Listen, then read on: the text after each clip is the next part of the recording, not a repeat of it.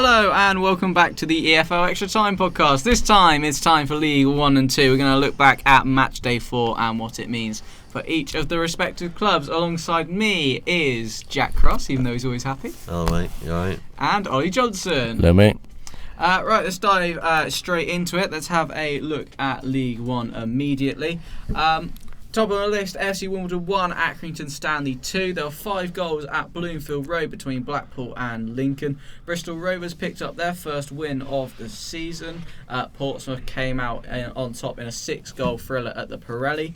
In stark contrast, there was a 0-0 at the Vale between two of the sides that should be at the right end of the table come the end of the year. Another win for Jack Cross's Hull City over Plymouth. A hard-fought win, that one, though. A draw between MK Dons and Ipswich as they bottle League 1 again by the looks of it. Peterborough got past Swindon by 3-1. Rochdale upset Fleetwood, who looked like they could be in trouble this season. Shrewsbury picked up a point at home to Gillingham, and Wigan won 1-0 against Doncaster.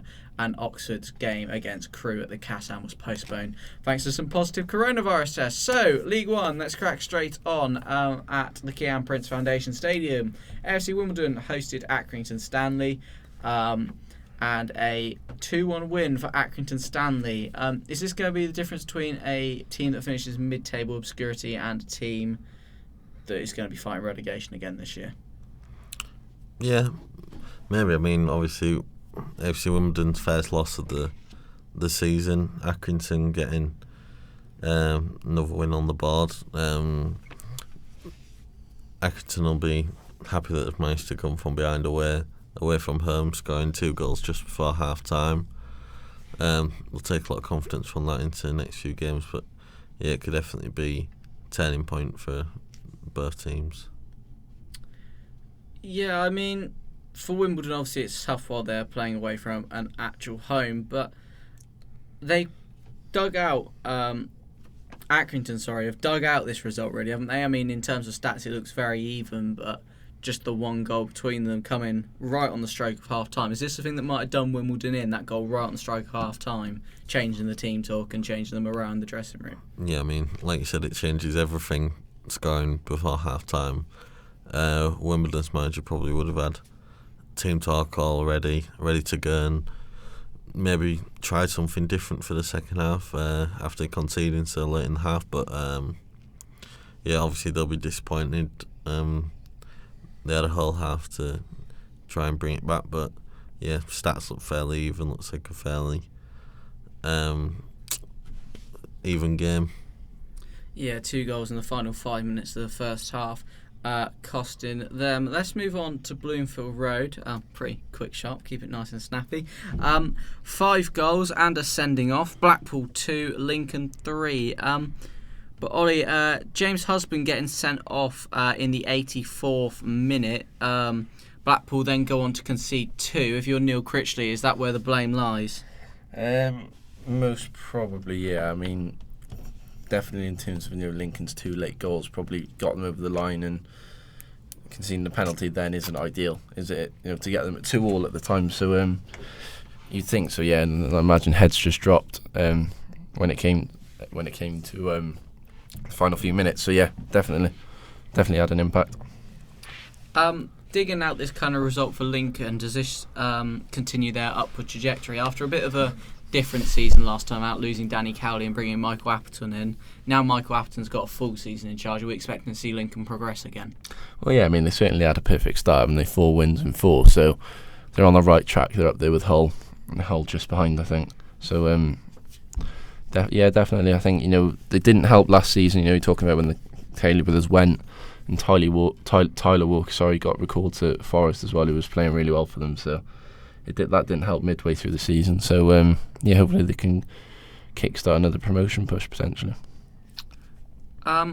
Is this a bit of typical Blackpool last season, mid-table obscurity this season, still failing to grind out results against the big teams that would see him kick on?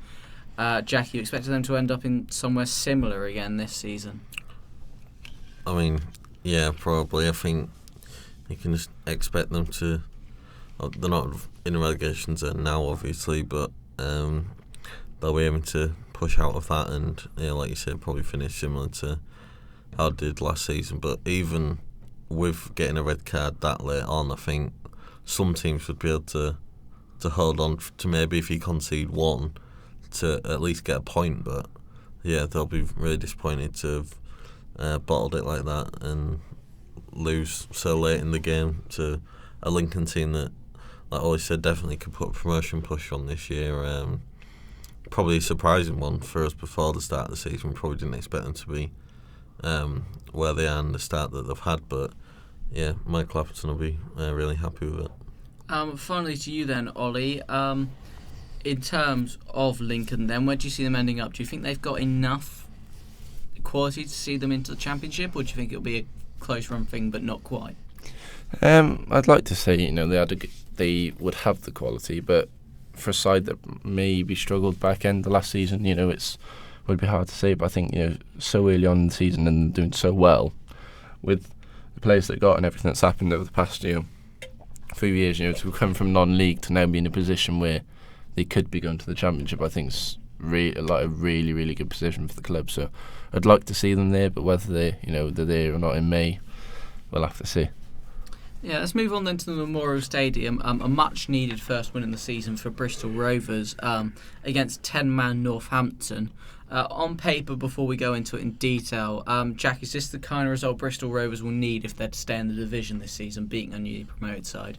Yeah, definitely. I think everyone looks at the newly promoted teams obviously with respect, but a team that you want to and you feel like you should be beating, and they have done. And yeah, it'll definitely be a team that will be battling around them, and they definitely need to beat them to kick on above them. But yeah, they'll definitely be happy with that. Obviously, after a toughish start to the season, obviously without their goal scorer from last season, so yeah, they'll be happy to get the win on.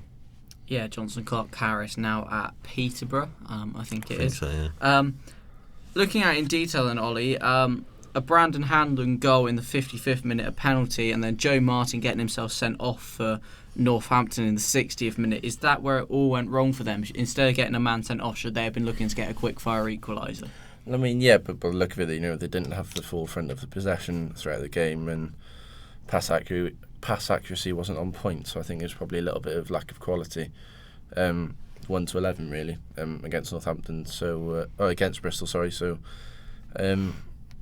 yeah, probably a bit of both. I mean, red cards never help, do they? So, but it probably just sent them right down to it to in a position where they went on to concede another goal. Yeah, only the one shot on target. I mean, Jack, did you watch your game between your lot and Northampton the other week when you ran out 2-0 winners? No, I didn't see it, but I think I saw the majority of the important bits in the game. I mean, for a team who picked up 4 points from their opening 2 league games, would we expect more from Northampton in a game like this? I mean, we think Bristol Rovers are there for the taking this year. Yeah, I think when we played Northampton, I think it wasn't the best game. They played okay, but I think we counted the way they want to play quite well, so it was difficult to sort of make a judgment on it. But against a team like Bristol Rovers, I think they definitely could have gone and get the win, and the red card obviously has affected it. Not long after conceding a penalty and being 1-0 down from that, but yeah, like I say, definitely a team that they would be looking at as getting a win on the board. Especially they'll be looking to, like we said, when teams look at newly promoted teams, the newly promoted teams will be looking at those teams that they can beat as well. Yeah, on to 6 goals at the Pirelli then. A hat-trick for former Burton midfielder Marcus Harness sees Portsmouth take all 3 points. I mean, it's a game that had goals throughout. Portsmouth took the lead in the 2nd minute, Burton levelled it up in the 14th and then took the lead in the 20th minute. And then Portsmouth came back at them. I mean, after a shoddy start from Portsmouth, Ollie, is this the result that could kick them on? Yeah, I mean, I think they had a disappointing result against Wigan the time before, so I think it was very important to come back and get a good win. Marcus Harness obviously getting a hat-trick, fantastic performance by himself. So yeah, definitely a very good day at the office for Portsmouth, and hopefully they'll be back to where they were last season. We'll have to see. Yeah, Jack, looking at it for Burton, just the one shot on target, obviously one of the goals coming as an own goal as well. I mean, does this show that Jake Buxton's got his work cut out here? I mean, having lost Nigel Clough, replacing him with a rookie might be a bit too much of a gamble for Burton. Yeah, maybe, but you can also say Portsmouth may have just turned it up in this game because they haven't had the best start to the season. What from Portsmouth standards, what they would have expected. But yeah, they might have been just building up to this performance, and finally it's all clicked for them, and it was a very good hat trick for Marcus Harness. I don't know if you saw the last goal; that was especially good. Yeah. But yeah, like you said, Burton Smiger's definitely got a job on his hands. But again, I think you'd have to judge him when he plays other teams. I think we're still expecting Portsmouth to be up there come the end of the season, and I don't know if the Burton earners will be judging him too much on these sort of games. Well, you say that 3 points for his opening 4 games leaves them 23rd in the table. Will Burton be in a relegation fight this year? Yeah, I mean, I think there will be in a relegation fight, especially looking at the start they've had. But I think you have to still give him a bit more time. I always say give a manager at least 10 games when he comes into a club and see where they are from there. If they're in a similar position in 6 more games' time, I think maybe have a look at it, see who's available maybe. But I think stick with him for now. Yeah, judge it 10 games in, unlike the Forest owners, and just get shot as quick as you can. Moving on then to a goalless draw at the Vale between Charlton and Sunderland. Not without action though. Tom Flanagan saw red for a professional foul. I mean, this is a good point, well earned then, isn't it really? Sorry, just reading. For Sunderland, having been reduced to 10 men. Good point. What they need to do if they're going to be at the right end of the table, Ollie? Yeah, well, they've maintained their unbeaten run at the start of the season, so just, couldn't really pick out a negative of that other than the red card. But yeah, very disappointing. You could probably argue that with all the men on the pitch, they might have been able to have got something out of the game, but it's not a terrible result. Away to a team that probably will be looking to get promotion as well. So yeah, if you're a Sunderland fan, I think you may be satisfied with that. Yeah, Jack. For Charlton, they've just lost Macaulay Bond very late on in the window. Got a couple more days to replace him. No shot on target in this game, though. Is this the start of the decline for Charlton? Are they going to have to take mid-table this season in League One and build again? Maybe, but obviously they finally got new earners in. A new earner in. It looks to be fairly ambitious. They've still got time to look into the loan market. Maybe a Prem youngster or someone from the Championship, maybe strikers. But yeah, you never know. I think they'll be defensively a bit more sound. They brought in Chris Gunter, as you know him fairly well. Chrissy G, yeah. But yeah, I think like you say, it could be mid-table for them. But I feel like eventually by the end of the season it'll be top half, if not pushing just outside playoffs. Yeah. Well, you're a side that's been linked to youngsters in the Premier League, so let's move on to your game. A 1-0 win over Plymouth, but a hard-fought victory this one, wasn't it, for your boys? Yeah, I was watching it, and the change from last year's defending to this season's is immense. I think there was a spell. I think Plymouth had about 5 shots in the space of 2 minutes at one stage and was just get it out, and I think that's the best game I've ever seen Reece Beck play. He was my man of the match. You love your centre-back partnership, don't you? I'm surprised they're still there, to be honest. I thought we would have lost at least one of them before the start of this season, but yeah, very happy with our squad at the minute. A lot of squad depth.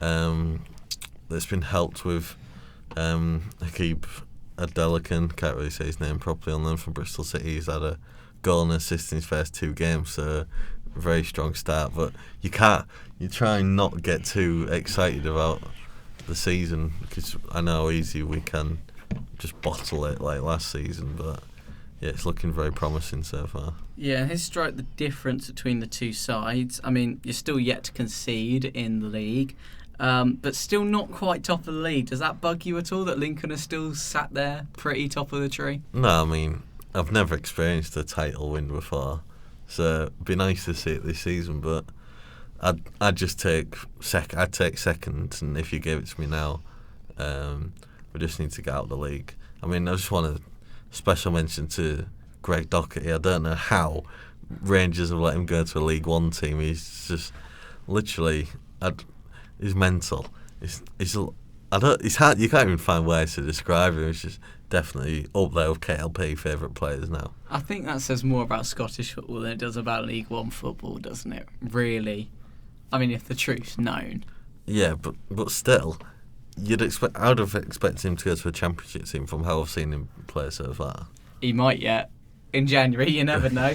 Ollie, have you ever seen Swansea complete a title win? Have you ever won a title? I mean, you've won the League Cup, but have you only been promoted as playoff winners? No, we won League One, 2008. We won the old third divisions, which was League Two in 2000, but I think we got relegated. You didn't back see then. that though. No, I would have been like 3 months old, so no, I don't remember that.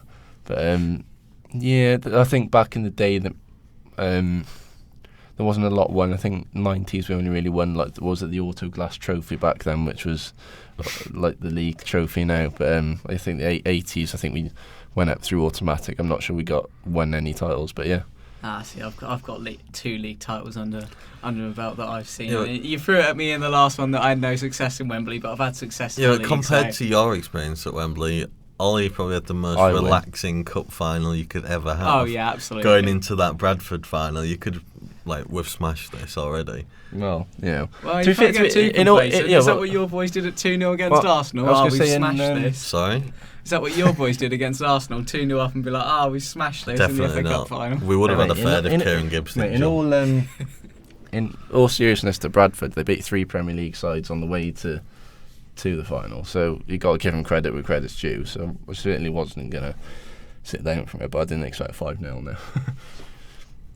Anyway, moving on, let's go to Stadium MK. A 1-1 draw between Ipswich and MK Dons. Ipswich took the lead in the 7th minute, but were pegged back. I mean, if they want to go up, they have to grind out a win from this position, don't they, Ollie?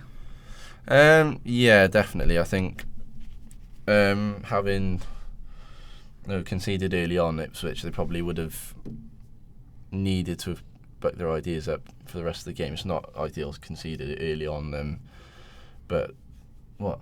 Conceded in the 54th. They scored early on. Oh, I'm not getting the wrong bit, mate. Yeah, they scored early on. Right, let me change that. MK Dons did poor to concede early on, but just give me a day, mate. Jack, I'll rephrase the question to you while Ollie has a meltdown. If Ipswich want to go up this season, they had to take 3 points from a game like this. Yeah, I mean, in all seriousness, they need to be looking at how Hull have started, how Lincoln have started grinding out these wins. Then obviously dropping those 2 points, they would be level with us if they held on to that win. But yeah, I mean, I don't want to judge them too early because I'm sure we'll do the same at some stage. But okay, moving on then to London Road. Peterborough 3, Swindon 1. A game in which Swindon took the lead, but 2 goals for Johnson Clark Harris, the main difference between the sides. Ryan Broom also pitching in with a goal as well. I mean, this result is expected, really, isn't it? We're expecting Peterborough to challenge for promotion and Swindon to keep themselves in the division. Yeah, definitely. I think Swindon have had a decent start to the season. Obviously won half their games. Peterborough would have been disappointed to concede early on, but to come back after half time with the new strikers scoring goals, it's definitely something they'll take confidence from. Yeah, hit the ground running for Johnson Clark Harris, but that's what we expect in League One. He knows the division well. For Swindon, I mean, it seems to just be loss, win, loss, win. They just seem to bounce towards the 2 with no real draws in the middle or any kind of stability. Is it something like that could really cost them when it comes to survival? Maybe it's sort of like the Bristol City from over the years, when they used to win 4, draw 4, lose 4. Swindon could start doing the same in League One, but yeah, I think their aim is to stay in the league, and I think from the way they've started, you could sort of see that happening. But from all the promoted teams I've seen so far, they've looked the most prominent. But be interesting to see how they end up. Yeah, it seems like a relatively even game, but it seems like Peterborough took their chances more. Both sides had 5 shots on target. Peterborough scored 3 of them. Swindon scored 1. So is that just the difference, just taking the chances and being that clinical that have you at the right end of the table? Yeah, I think that is the difference in this league. Obviously, defensive ability is a big one, but you need someone at the top end of the pitch or midfielders, wingers that are going to get you the goals, and you need players that are going to be doing that week in, week out, and Peterborough look to have replaced Ivan Turney fairly well. Yeah, let's move on to another team we thought would be promotion challenging at the start of the season. At Scotland, Rochdale upset Fleetwood, winning by 2-1. I mean, this is the standout result in the division, really, isn't it, this win for Rochdale? Yeah, I was very surprised when I saw the goal notification. I thought Fleetwood had nicked it, but obviously Rochdale took it. I mean, you look at the stats, the only thing Fleetwood look to have had in this game is possession. Rochdale pretty much all over them, which is weird to say, but Rochdale will be happy to be up out the relegation zone and 3 points on the board. Yeah, just the one shot on target for Fleetwood. I mean, we spoke at the start of this season about how losing their loan signings could really hamper them. I mean, they're now down in 22nd, below Rochdale in the table. Could this be a long season for Joey Barton? Yeah, it could be, but I don't want to attack them too much because obviously we'll get into it in another episode. We have them next, but it can definitely be a tough season for him. But I think they'll be looking to turn it around in the next few games. But yeah, like you say, losing loan signings, they lost Louis Coyle. We signed him. He was their starting right back. They weren't very happy he hasn't started a game for us in the league yet, which is quite funny. Just weakened them for no reason by the looks of it. But yeah, they'll be definitely looking to get out the relegation zone and push up the league after getting a playoff finish last year. Yeah, I think it's worth pointing out as well, we've lost Ollie, so it'll be our 2 lovely voices from here on in. Swiftly on then to the New Meadow, a 1-1 draw between Shrewsbury and Gillingham. I mean, a late goal for Gillingham, 90+4. Will this almost feel like a defeat for Shrewsbury, losing points that late on? Yeah, I think to concede that late against anybody is always a kick in the teeth, and to be winning the game as well. It's not like, I think it's very different if you've just got the goal late on, but they've held on for that long in the game, basically taking the lead like 12 minutes in. But Gillingham have been playing well the last few games. Since the opening day when we beat them, they had a few decent results and ended up in the playoff spots at the minute, which no one expected at the start of the season. Yeah, I mean, they had a good run last time out, finished 10th. Could they almost be underdogs for promotion, do you think? Almost like Wycombe last season, coming from almost obscurity. Maybe, and it's obviously showing that they've got real fight to get that goal, keep pushing for that goal away from home, right up to the end of the game, and that sort of character you need in your team. But yeah, it's weird because when we played them, they didn't really show a lot, and they've definitely kicked on since then. So it'd be interesting to see how they play in the next few games going up towards Christmas time. Yeah, let's move on to the DW then. Wigan ran out 1-0 winners against Doncaster. Back-to-back wins now for the Latics. Have they turned the corner after their awful summer from hell? Yeah, I mean, we all have spoke about it enough times, but we all felt sorry for the fans and the club that losing that many players. We didn't think it'd be a very easy season for them, and it was looking that way from the first couple of games, but to get 2 wins from 2 is brilliant, especially against a Doncaster team that are in form, winning like high-scoring wins the last couple of games previously. So they'll be very happy with that, and the back up into the top half, which nobody was expecting.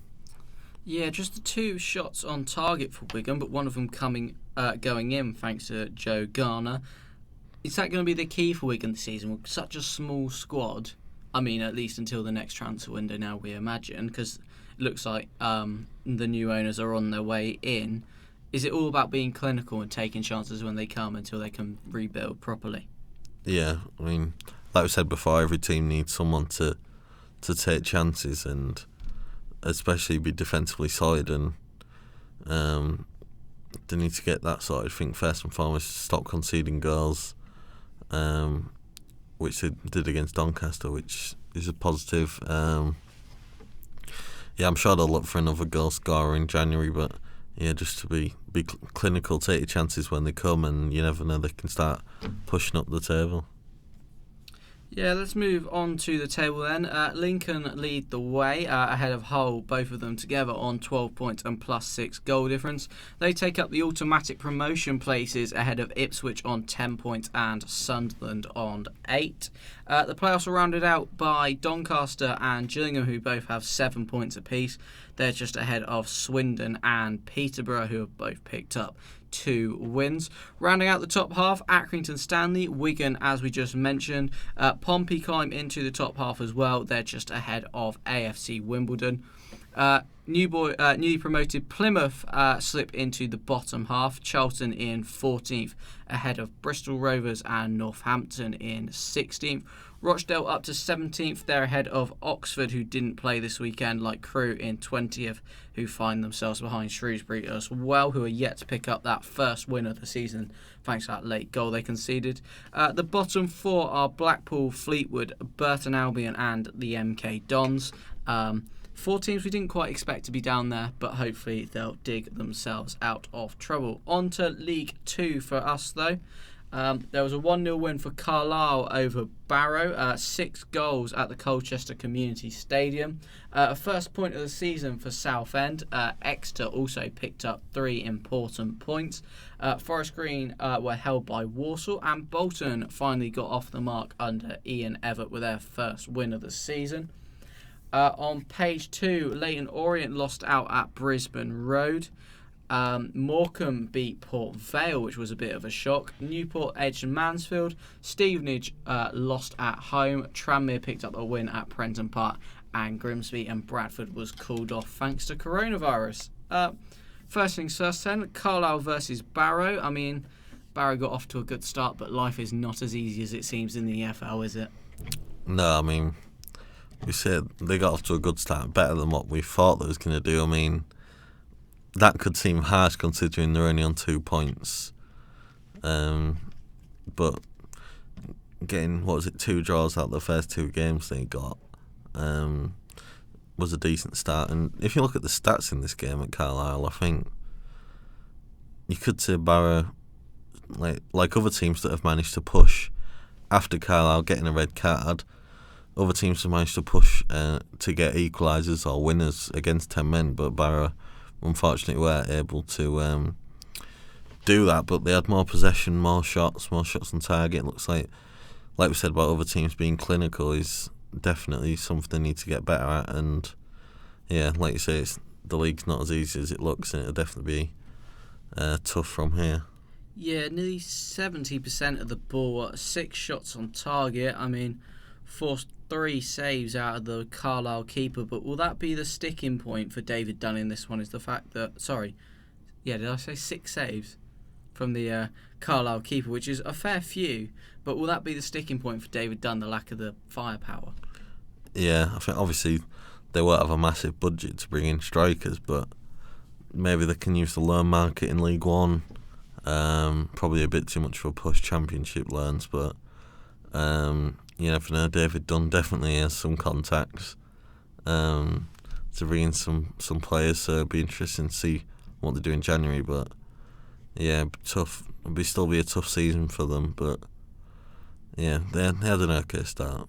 He's probably the right man you want in there, David Dunn, for contacts. Yeah. Try and get some cheeky loan deals in place. Right then, on to 6 goals at the Colchester Community Stadium. an Oldham fight back, really, this one. I mean, Colchester looked like they were cruising up until, really, you say that. They took the lead early on in the first half and then got pegged back, then took the lead again and then got pegged back again.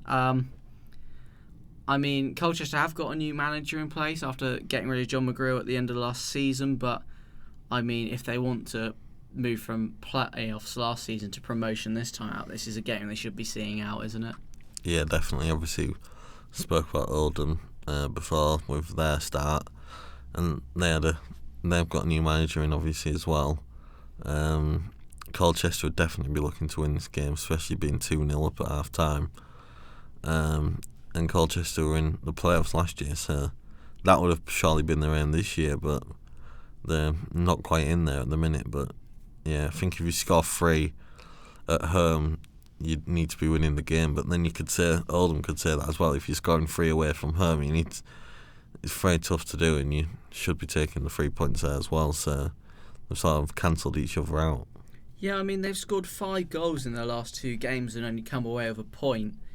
So Harry Kewell really needs to look at his defence, doesn't he? Yeah, it looks like he's got the attack nailed down. But like we spoke about Barrow in the previous game, maybe looking at strikers to bring in. They might be Oldham might be looking at defenders to bring in. Obviously, maybe an issue at left back from the lineups. Looking like the sub got subbed off in 45 minutes. Like 2 subs done already in the same position. So that's not ideal. So they'll be looking at a bit more depth in there, maybe. But yeah, you can always improve your defence in League 2. It's definitely something that can help you push on. Again, is Harry Kewell the kind of man you want in there for contacts? Former Liverpool and Leeds player, got links with Australia as well from his international time. Could he draw on those contacts to bring someone decent in, or do you think Liverpool and Leeds are just a bit too far away from Oldham at the minute? I think it depends how good a player you want. There might be an under-18 player out there that they might want to learn in, but obviously no one really knows too much about those sort of players. It's the odd hidden gem, but it'd be tough to find a player like that from those type of clubs. But yeah, he'll definitely be able to find a couple of players to bring in January, I reckon. Yeah, onto the People's Pension Stadium then, over at Crawley Town. Is that what it's called? That's what it's called at the minute. To Crawley Town, they were held to a 1-1 draw by Southend. Southend were a late goal. How important is it that Southend build from this point, their first point of the season? Yeah, we couldn't really see where a point was going to come from for them, but especially after the start Crawley had a decent start to the season, up in the playoff spots. So yeah, but it'll give Southend a lot of confidence being able to come back and get a point later on and try and kick on and get some more points. But yeah, we still think it'll probably be a tough season for them. Yeah, because we said in the weeks before that all Southend needed was a lucky goal, an own goal or a dodgy penalty, and they got that last week against Morecambe and still lost. But do you think that still gave them the energy to still go out and get this late goal against Croydon? Do you think they could have turned the corner? Yeah, I think it's had to have turned the corner or not. Obviously, it's only a couple of games, but they'll be definitely taking confidence from it, that they can push on and try and get some more points on the board. But yeah, definitely still a tough season to come for them. On to St James's Park then. Exeter 2, Cambridge 0. Cambridge were flying a couple of weeks ago, but this will be a bit of a hammer blow to them, won't it? Recovering Exeter side after another playoff final defeat. Are they finally starting to get in gear again after a tough start? Yeah, I think so, but I think it would have been a decent game to watch both teams in a similar position in the league. I think either team probably could have won it. Cambridge having more shots on target, they need to be a bit more clinical. I think Exeter are happy that Randall Williams seems to have nothing materialised with him moving out of the club, so he's still there. So that's sort of like another signing for them, being able to keep him on. That'll definitely help them push to where they want to be. But yeah, all about Cambridge, they'll be disappointed, but it's a team that you can lose to up in the playoff spots. I mean, they scored 8 goals in their opening 2 league games and then haven't scored a goal since in the league. Is this... I mean, Cambridge were mid-table obscurity last season. Is this the start of them slumping back into those kind of positions, do you think? Maybe, I think. It's hard to tell, obviously, like we keep saying, but only 4 games in. Give them a few more games, see what other results they can pick up. But yeah, they could slip down the table, but same for Exeter, they could as well. They've had the same start to the season as Cambridge. Yeah, 2 teams that won't want to slip down any further down in the table from 10th and 14th will be Forest Green and Walsall. A 1-1 draw for them at the New Lawn. I mean, these two finished pretty close together last time out in the mid-table, but we've been hyping Forest Green up as potential promotion contenders. I mean, if they want to go up, especially in the reverse fixture, will they be looking to take 3 points? Yeah, definitely. I think, obviously, like you say, we backed Forest Green at the start of the season to be up there as promotion contenders, but they finished near Walsall, like you said, last season, and Walsall going there, getting a point, scoring first, it'll give them confidence. And I mean, I don't know how much confidence you can take from what looks like a battering in the game. Forest Green again has to be more clinical, but to have 38% possession, 2 shots, 1 on target, no corners, away from home, and still coming out of a point, I think they'll be delighted with it. Yeah, just the 1 shot on target, obviously coming in the 14th minute with the goal. I mean, does that paper over the cracks of Walsall, do you think? Do you think that golfing class showed, or do you think they just resolutely defended a point? I mean, obviously you've got a fair play to the defenders, but it could be Forest Green obviously having that many shots and only scoring 1 goal. The keepers either on fire or they just can't finish, and it's one of them really. But I'm still expecting Forest Green to be in and around where we think they'll be. Yeah, 9 saves from Roberts in the Walsall goal, so he had a busy afternoon. Do we still back Forest Green in the way we have been, or do you think we need to reset and think again about them? I don't know if we need to think again, but we need to give it a bit more time, obviously, like we keep saying. But they're showing promising signs. They just need to start finishing their shots and getting some more wins on the board. But I feel like they could definitely sneak into the playoffs. Yeah, right, let's move on then to the Keep Moat, which has been hosting Harrogate Town's home games of late, the 3rd and final time they'll do that as they move back home after this one. Bolton finally ended their winless run, a 2-1 win. I mean, this will be a massive relief for Ian Evatt, won't it, after a shocking start? There's no other way to put it. Yeah, and Owen Doyle, who we thought would come in and flourish, especially after what he did with Swindon in this league last year. We thought he'd probably come in and score a fair few goals at the start of the season, but first goal, obviously, get off the mark, that could give him a lot of confidence, and the goals might start flowing now. But yeah, Bolton would have seen this game as one they can go and win, and they have done, but fair play to Harrogate still on the start to the season they've had. Yeah, first time Bolton have scored in the league as well. So that went to Owen Doyle. Does that reflect that maybe they were just creating poor chances for him, and now he's been handed a proper opportunity, stuck it in the back of the net? Yeah, maybe it's took a couple of games for them to get used to playing with him, and the sort of chances he likes still have worked on in training, how he wants the ball played to him, or what sort of attacking opportunities he needs to score the goals. But yeah, he'll definitely, the whole club will be happy that their key strikers got off the mark now. Yeah, for Harrogate then, 5 points from their opening 4 games, sit 12th in the table, middle of the pack. Do you think they would have taken that at the start of the season?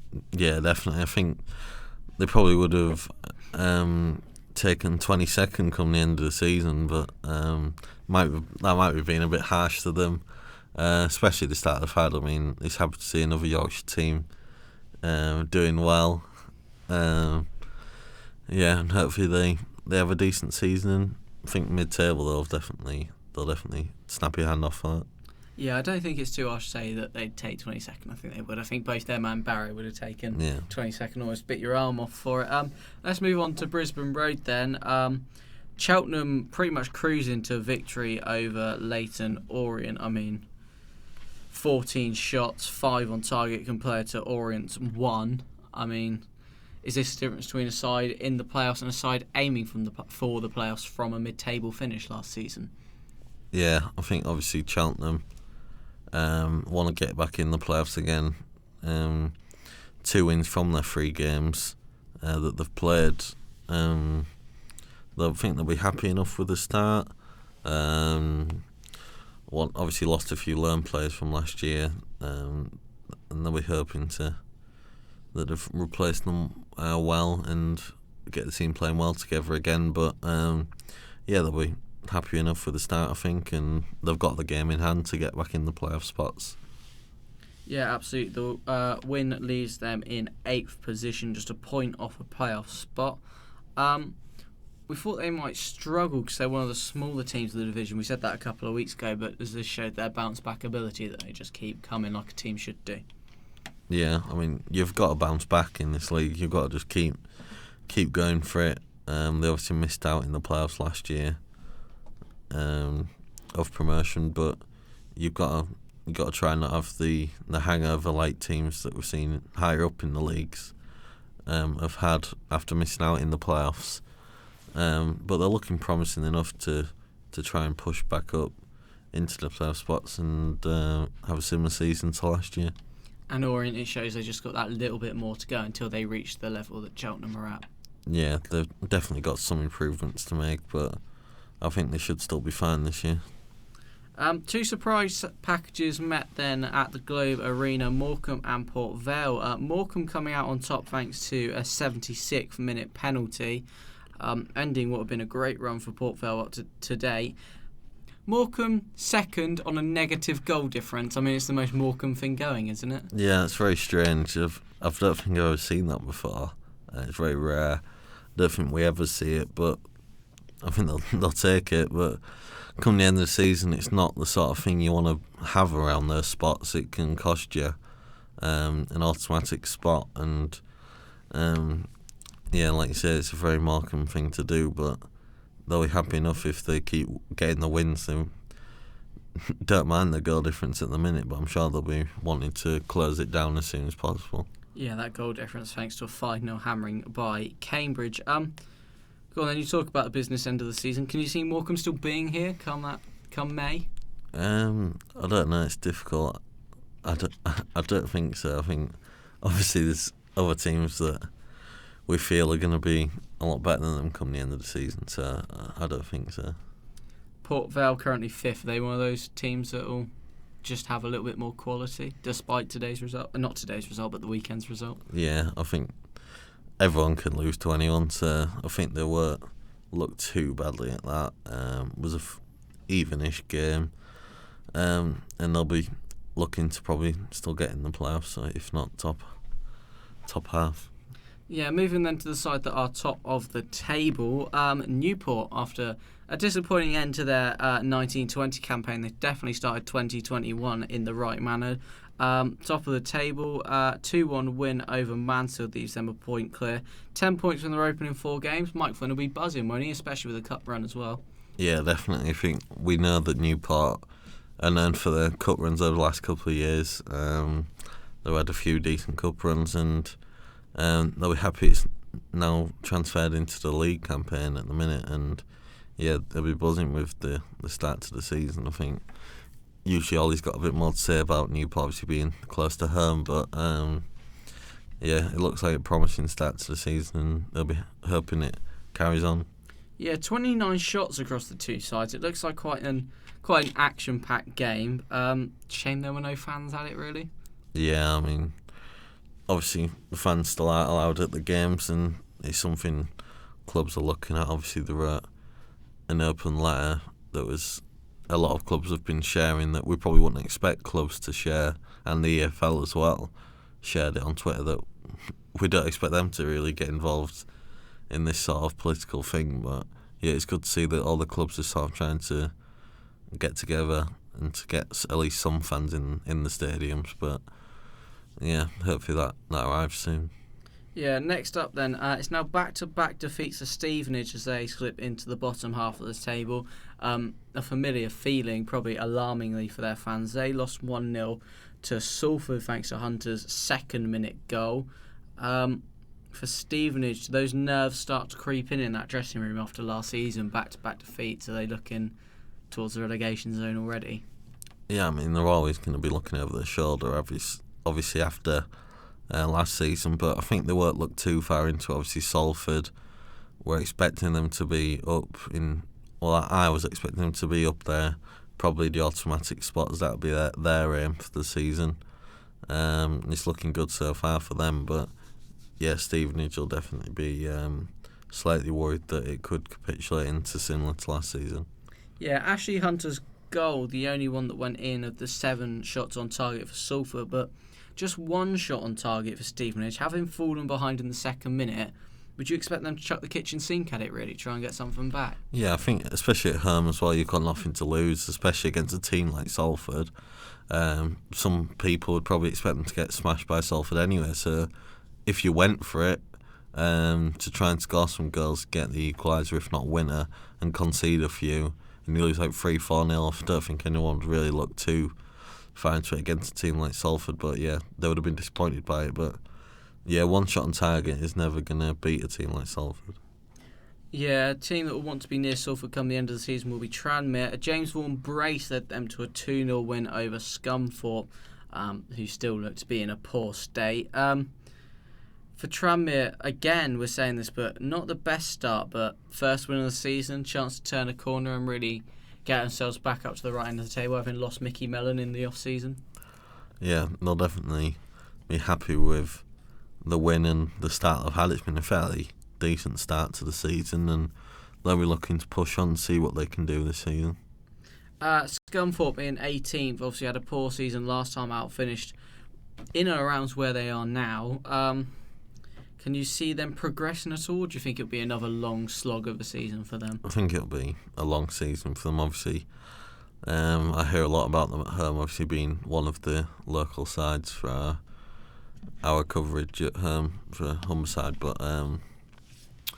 yeah, they'll be looking to kick on. They've got a new manager in, but be definitely a tough season for them. They've been struggling the last couple of years. I was expecting them to wear Grimsby out at the minute, to be honest. Obviously Grimsby, different circumstance, had a couple of games postponed, but yeah, I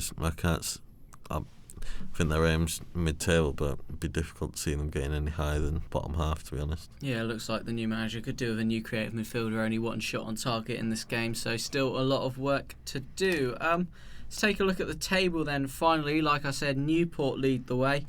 10 points on them are opening 4 games, sees them lead Morecambe by a point, and Salford already in the automatic promotion places where we're expecting them to stay in and amongst the rest of the season. Cambridge, after their great start, slipped to 4th.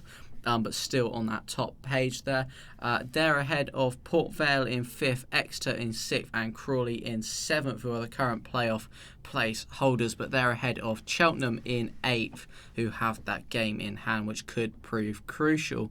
Rounding out the top half are Colchester, Forest Green, Carlisle, and Harrogate. And Bradford are then also the other team with a game in hand. In 13th. They're ahead of Walsall, Tranmere and Stevenage, who, like we say, slip back into the bottom half of the table. Leyton Orient also a game behind. They're on 4 points, but have the chance as well to move into the top half should they win that. They're ahead of Scunthorpe and Mansfield. Lower down then, looking a bit bleak, Barrow and Oldham, the last 2 teams that are safe. They're ahead of Southend, who, like we said, picked up their first point, and Grimsby, who have only played 2 games, so they remain pointless and at the foot of the table. Jack, thank you very much for lasting it out with me. Sorry, mate. Nearly fit. Well, yeah, it will be 50 minutes by the time we finish. Thank you very much.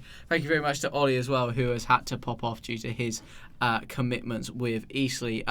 We will see you next week. There won't be any preview of this weekend's fixtures. Just because the studios aren't available here at uni this week.